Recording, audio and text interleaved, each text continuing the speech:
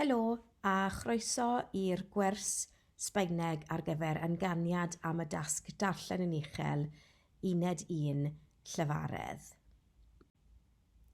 El objetivo es cómo prepararse para la lectura en voz alta para la Unidad 1. Felly mae'r nod heddiw yw sut i paratoi am yr tasg newydd yn yr arholiad llafar yn Uned 1 darllen yn uchel. Felly mae Uned 1 yw asesiad di-arholiad ac mae prawf yn para rhwng 7 a 10 funed. Hefyd byddwch chi'n cael 10 funed i paratoi cyn yr arholiad. A mae'n 30% o'r cymhwysto neu 600 o marc. Mae'r tair tasg yn yr arholiad, darllen yn uchel a chwarae rôl, cyflwyniad a thrafodaeth a sgwrs, ond heddiw byddwn ni yn ffocysu ar darllen yn uchel oherwydd mae'n tasg newydd. Cynhelir yr asesiadau siarad yn ystod cyfnod o 5 wythnos rhwng Ebrill a Mai a bennu'r flynyddol gan Cybac. Bydd athro neu athrawes yn rhoi y dyddiad i chi. Mae 3 tema yn yr cwrs newydd, felly un yw iaith ar gyfer hamdden a llesiant, un yw iaith ar gyfer teithio ac y trydydd yw iaith ar gyfer astudio a gweithio, felly bydd y 3 thema yn dod i fyny yn yr arholiad llafar. Pwrpas y tasg darllen yn uchel yw caniatáu i ddysgwyr ddangos ynganiad a goslef cywir ar y cyfan. Cyfatebiaethau sain sillafu Sbaeneg, bydd disgwyl i chi gwybod yr wyddor Sbaeneg a bydd angen iddo chi gwybod y cyfatebiaethau sain sillafu ar restr isod, felly byddai'n mynd dros o fe gyda chi mewn eiliad. O ran yr wyddor, gobeithio chi wedi dysgu fe yn barod yn yr ysgol. Os na, mae llawer o fideos ar YouTube neu gwefannau ar-lein sy'n gallu helpu chi dysgu'r wyddor i'ch helpu chi gyda ynganiad. Mae'n bwysig hefyd i drafod y wahaniaeth rhwng Sbaeneg mewn gwledydd wahanol ac ardaloedd wahanol hefyd. Enghraifft, mae CE a CI a Z fel arfer yn Sbaen, byddwn ni'n dweud the fel thin yn Saesneg, so mae th, ond fel arfer mewn gwledydd yn Latin America, byddwn ni'n dweud y s. Felly am y gair diolch, ni'n gallu dweud gracias o gracias. Felly beth dwi'n credu yw mae'n well i dewis un fath o ynganiad a wedyn cadw ati. Un arall yw y dyblel a y, fel arfer yn Sbaen, maen nhw'n fel soft i, ond yn Latin America maen nhw'n gallu fod yn ch neu sh. Felly meddwl am hynny hefyd.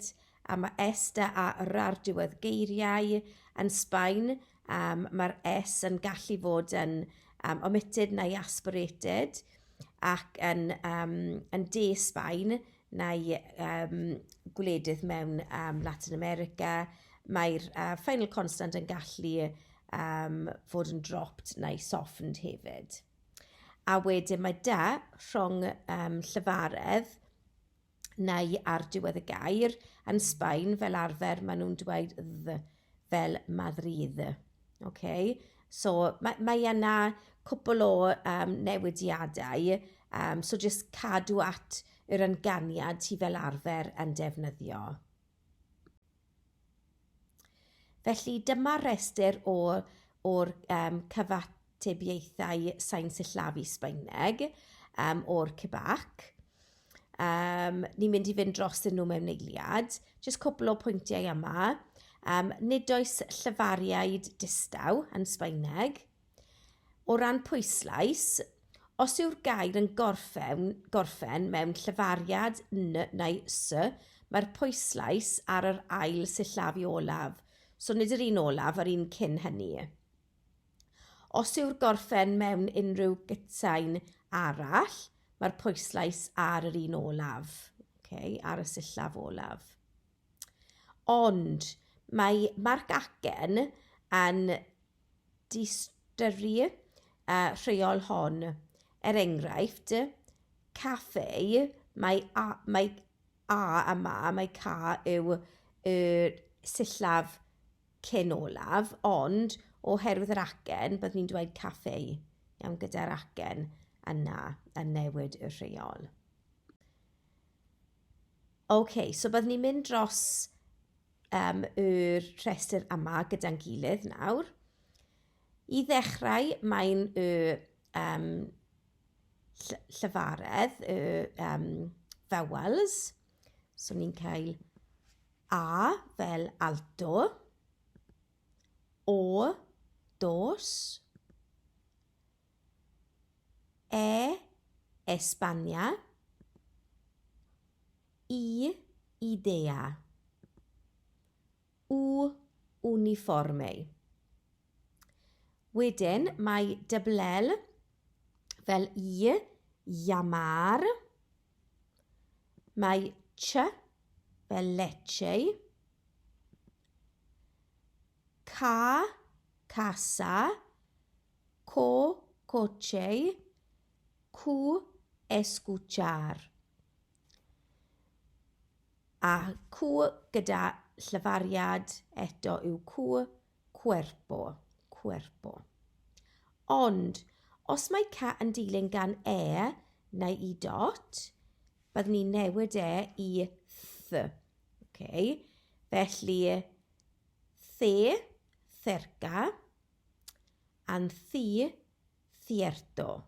Mae'r rheol hynny, so mae ca yn swnio fel ca, mae'n caled cyn a o w, ond th cyn neu i dot, so mae'n meddal yna. A wedyn mae z yn th hefyd fel ddona. Yna wedyn, mae gennym ni ce fel porce, ci, tranquilo, wedyn y ga, so ga, fel ganar, wedyn go, largo, mae camgymeriad yna dwi'n credu yn y testyn, gu, preguntar, ond mae ga yn dilyn gan neu i dot, mae'r sŵn yn newid. So mae'n newid i ch fel Argentina neu chi yn Gymraeg. So gente yw y gair maen nhw'n defnyddio. Wedyn, chi, imaginar. Wedyn, ga i bedol yw ga fel gera neu gitara. Mae ja yn ch eto fel chi neu Argentina ac mae'r gair yma yw ojo. N gyda sgwigl ar y top, eniau, yw so mañana, fel mae y rhwng y n ac y a. Mae f yw b, so fel, mae'n really meddal, ond mae yna, so mae'n fel berde. Berde, ond mae'n really meddal. Wedyn mae fel pero, i nadar. Ond os mae dyblar, neu mae gair yn dechrau gyda a weithiau os mae'n yn dilyn gan llyfaredd penodol, ni'n rowlio'r a yn fwyaf. So, cerrar, rico, sonrisa. Ac mae un olaf yw y dywel. Felly fel ospital, ni ddim yn dweud y ha.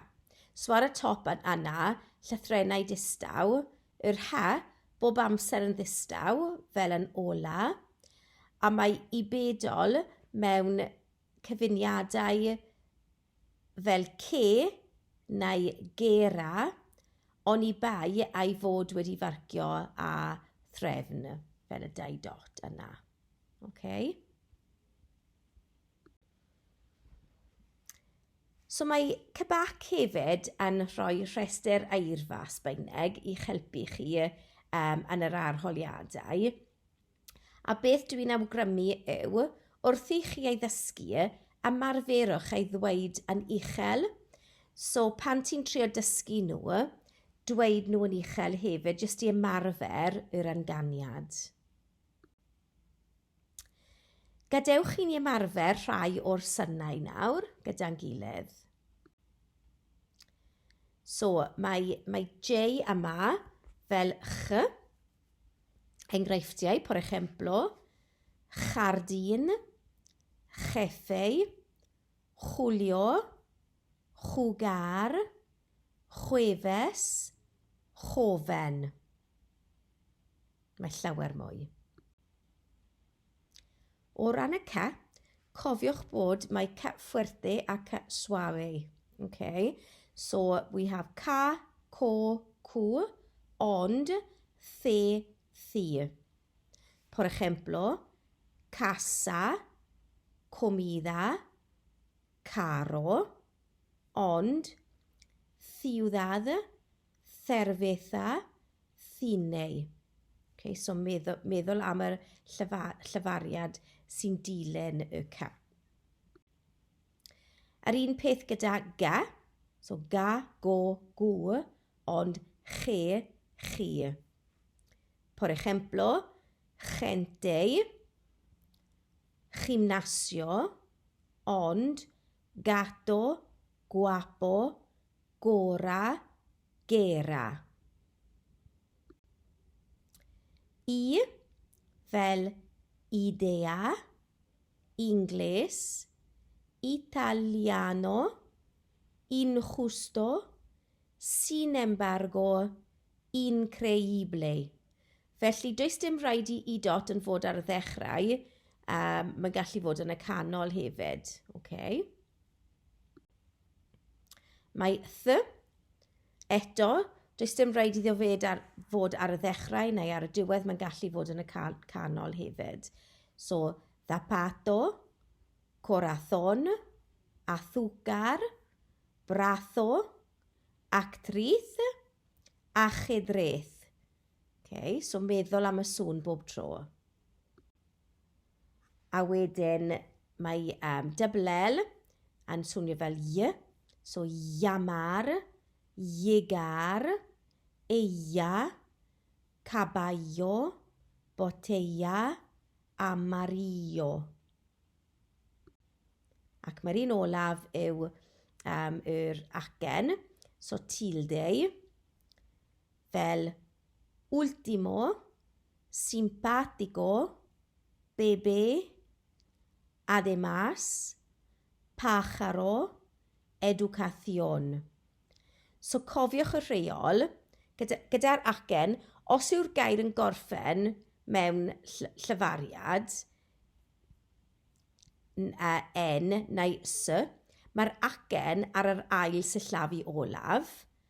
Os yw'r gorffen mewn unrhyw gytsain arall, mae'r acen ar y sillaf olaf, ond mae marc acen yn deistyru'r rheol hon.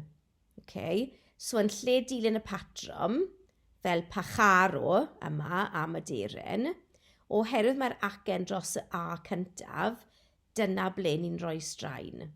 Okay? Ni'n pwyslais y A yna. So pájaro. Iawn? So como se pronuncian estas palabras? Allwch chi meddwl amdano fe. Beth chi'n gallu gwneud nawr yw pause y recordiad, tria gwneud a wedyn chwarae recordiad i clywed sut byddwn ni'n dweud e. Iawn? Felly, relajante, terrible, feliz, extraño, guapo, gordo, dulce, rico, suave, nacional, pequeño, corto, especial, conocido, enojado, grave, incómodo, juntos, histórico, enorme, viejo, electrónico. So mae lot o rheolau wahanol yna, y synnau wahanol, fel y sŵn yna, suave, neu'r acen, yn rhoi pwyslais ar y o incómodo. Mae ja yn juntos, mae dawel yn historico. So mae lot o rheolau wahanol yna a gobeithio roeddech chi'n gallu dweud y geiriau yma. Que vínculos existen entre estas imágenes?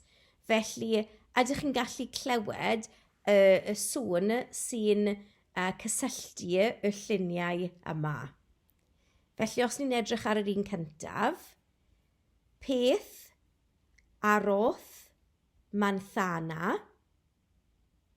Chi'n gallu clywed y sŵn? Mae'n y Z. Ar ail un, jardín, ojos, naranja, jugar. Wrth gwrs, mae'n y ja. Y trydydd, gerente, alergia, gente.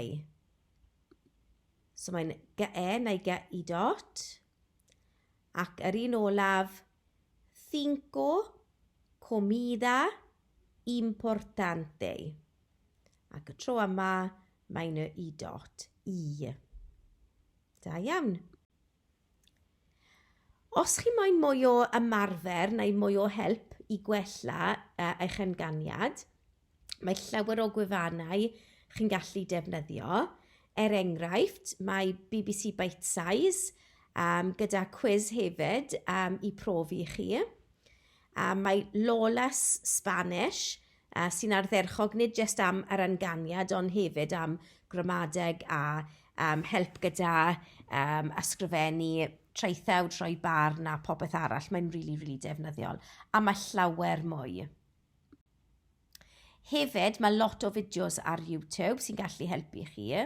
Chi'n gallu chwilio am fideo sy'n gallu helpu chi gyda ynganiad, neu jyst chwilio am fideos o bobl sy'n siarad Sbaeneg, a wedyn jyst gwrando a sut mae bobl yn dweud y gair, yr ynganiad ac yn y blaen. Mae'n really dda i helpu chi gwella eich ynganiad.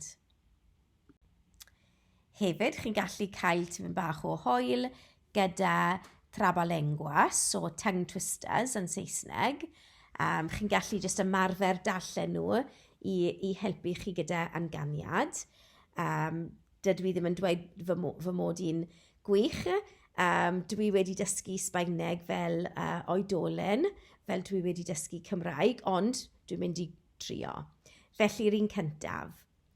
Lado, ledo, lido, lodo, ludo, decirlo al revés, lo dudo, ludo, lodo, lido, ledo, lado.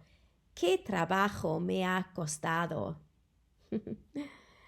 ¿Cómo quieres que te quiera si quien quiero que me quiera no me quiere como quiero que me quiera? Tres tristes tigres tragaban trigo en un trigal. Un tigre, dos tigres, tres tigres tragaban en un trigal. ¿Cuál tigre tragaba más? Todos tragaban igual. Pedro Pérez Pereira, pobre pintor portugués, pinta pinturas por poca plata para pasear por Portugal. El anillo del llavero no tiene llaves. ¿Quién se ha llevado las llaves del anillo del llavero? Són muy difíciles. Maen nhw'n anodd iawn, ond tipyn bach o hwyl I helpu chi ymarfer. O ran y tasg, so mae tasg 1A yw darllen yn uchel, a mae'n dweud bod bydd yr ymgeisydd yn dechrau drwy darllen y frawddeg fer yn uchel yn yr iaith Sbaeneg I ddangos ei dealltwriaeth o gyfartebiaeth sain sillafu. Cyfansom yr amser ar gyfer y tasg darllen yn uchel a chwarae rôl yw 2 funed, felly tua 30 eiliad am y darllen yn uchel. Cyfansom y marciau yw 11 marc, 8 am AA2 a 3 am AA3. Felly mae'r darllen yn uchel yw y AA3, 3 marc. Felly mae AA3, mae'n dweud, mae dangos gwybodaeth am ramadeg, geirfa a chyfatebiaeth sain sillafu yn cael ei brofi yn y darllen yn uchel. Felly cael 3 marc mas o 3, maen nhw'n disgwyl yn ganiad cywir yn gyson gydag ychydig o lithriadau o ran cyfatebiaethau sain sillafu nad yw'n rwystro dealltwriaeth. Dyma copi o'r sample paper, felly chi'n gallu gweld y holl gwybodaeth yna. Ni'n mynd I edrych ar y darllen uchel ac mae'n dweud bod gallwch chi wneud nodiadau ar bapur A4 ar gyfer y cerdyn darllen uchel a chwarae rôl cyn yr arholiad. Felly, dyma enghreifftiau o'r cybac eich bod chi'n gallu defnyddio I ymarfer. Felly, unwaith eto, os chi'n moyn pos y recordiad I trio dweud nhw, a wedyn chwarae I gwrando sut byddwn ni'n dweud e.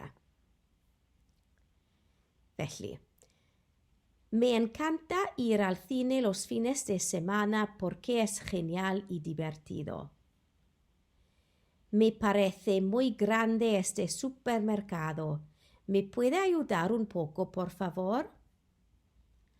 A mucha gente le encanta la comida española tradicional porque es sabrosa y deliciosa. ¿Me puede ayudar, por favor? ¿Hay alguna farmacia abierta en este pueblo? Pedwar mwy. Hay muchos tipos de helado aquí. Es estupendo. Voy a probar algo nuevo hoy. ¿Qué llevas para ir a la escuela? Llevo mi propia ropa, ya que es cómoda. Estoy de vacaciones en esta región y busco información. ¿Me puede ayudar, por favor?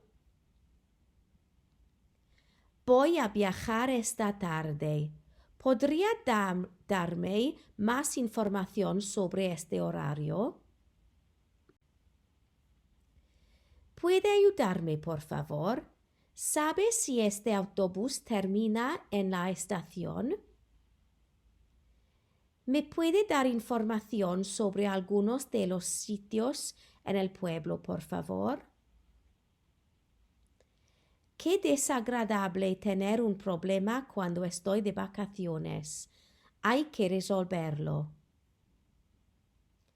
Mis vacaciones ideales serían en Cuba, ya que me parece una isla muy bonita.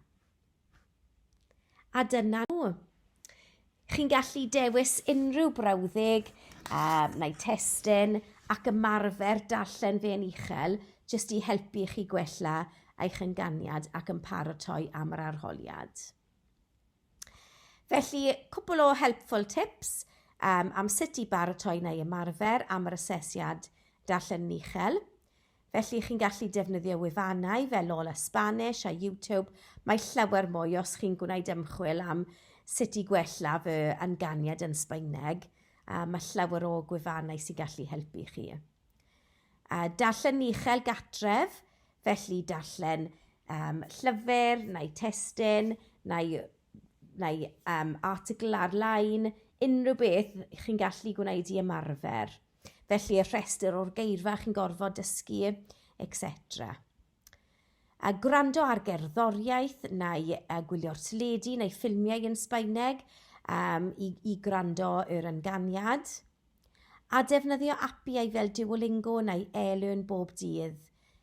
Oherwydd mae wastad yn tasgau ble chi'n gorfod darllen brawddeg yn uchel.